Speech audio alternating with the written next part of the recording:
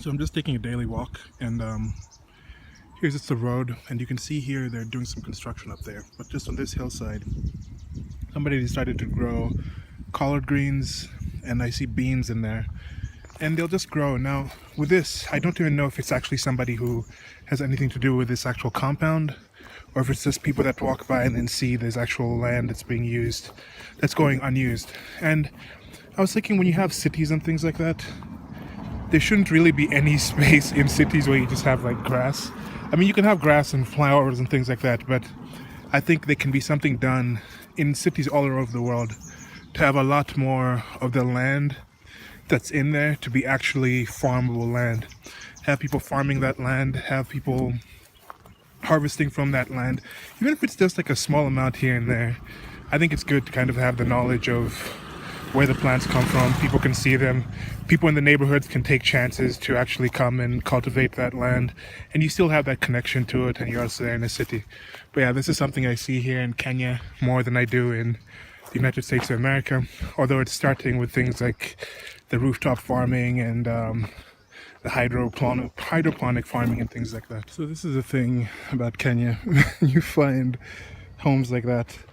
Now, I think quality of life, if you're living in that kind of house, is the same as it would be pretty much anywhere in the world, because you'll have access to the latest technologies, the latest foods, supermarkets, fast internet. I mean, just think about the amenities that you would want in any city anywhere, and you can find those in Nairobi.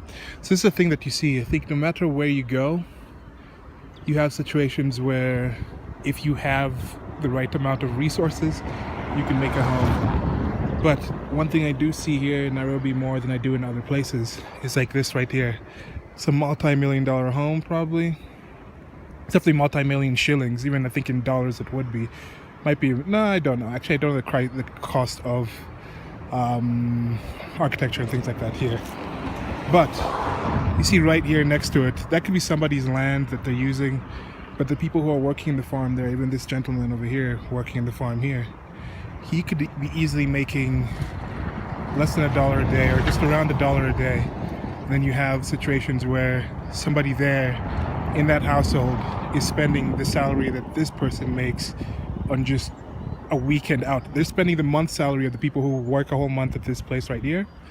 They spend that by just going out to like a bar and stuff. Because when you go out to a bar, you get a bottle of like Jack Daniels or something, you're going to be dropping about close to, I mean, in some cases, if you get the really big bottle, you can be up to $100 or more just to get a bottle of Jack Daniels. You get a couple pack of cigarettes, you're taking an Uber here and there, or you're taking gas money, you get something to eat.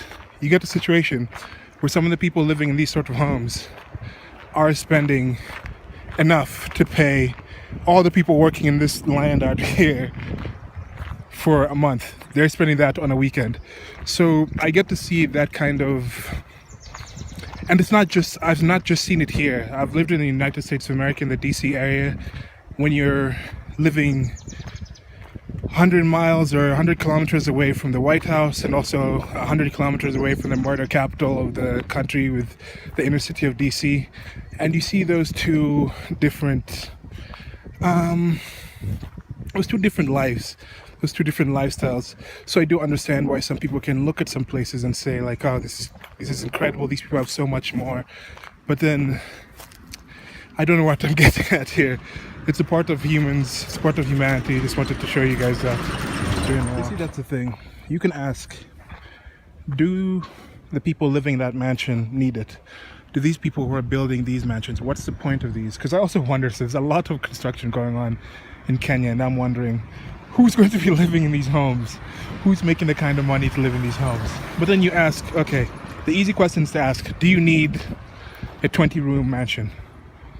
No, maybe not.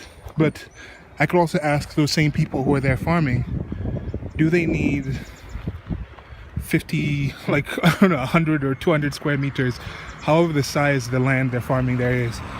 Can't they just farm it on 50 square meters instead of 200, and then have other people farm on those other 50? But no, they have that access to that land. They've decided to do that. Could I ask this person who's grown this nursery, Why do you need this many plants? Why do you just cut this half and leave that other half for somebody else? But no, people don't ask those questions of these things. But I think those are questions to ask. Why do people need certain things? Why do people get to certain occasions? Why does this road need to be built instead of just leaving the road that was there before? I mean, those are the questions we ask ourselves. And I've had the experience to live in many different areas and see different things and have certain things juxtaposed in a way that has kind of shocked me out of, or at least it doesn't let me just rest my laurels and just go like, okay, when I see these two things together, it's the only time I'm going to have this reaction. But I see certain things and I'm like, hey, is this a different way of those things still showing up?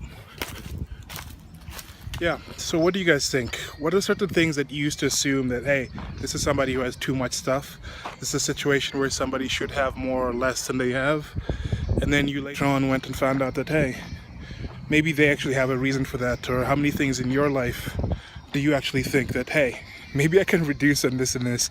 Or somebody else might look at this in my life and say, why do I need X number of these instead of dividing it up for however many people to share that resource or that thing that you have found valuable and you have taken the time to acquire and exchange your own resources, the things that you have an excess of, whether it's time, knowledge, art, ability, whatever it is, and then you exchange that to somebody else and then they exchange what you want.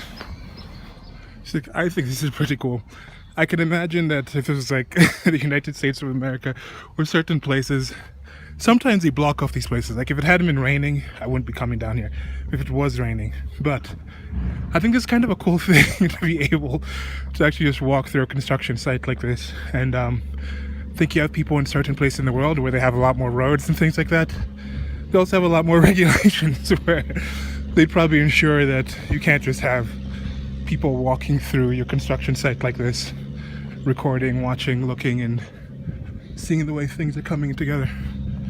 Now right here, these estates, could be right, could be wrong. I think I'm pretty right. I'm like 70% sure that these were built by Chinese company some years back, almost a decade ago, I think. And this construction wasn't there at that time. But there's a lot of people who have come here from China, and they live here in this community together. I mean, of course, there's also some of the wealthier locals, Kenyans and things like that live in the houses like these little estates.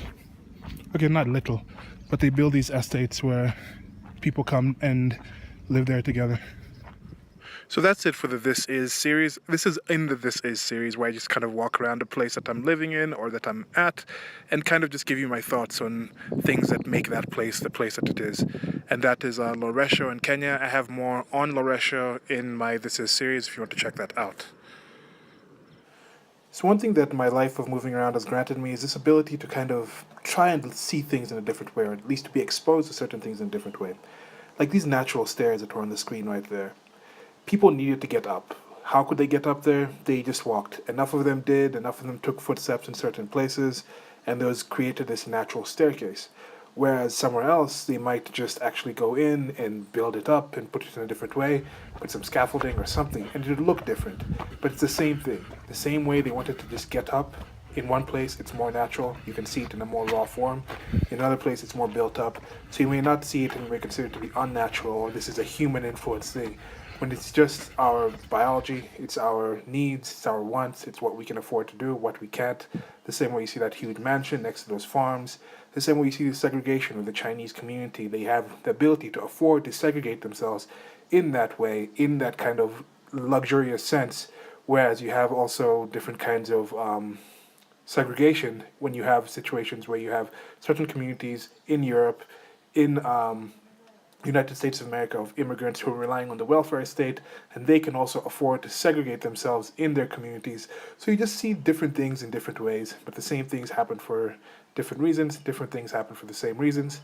That's it for this video. Like, share, and subscribe. Links below to the merchandise store and Patreon if you want to help me out on the channel. That's it for now. Goodbye.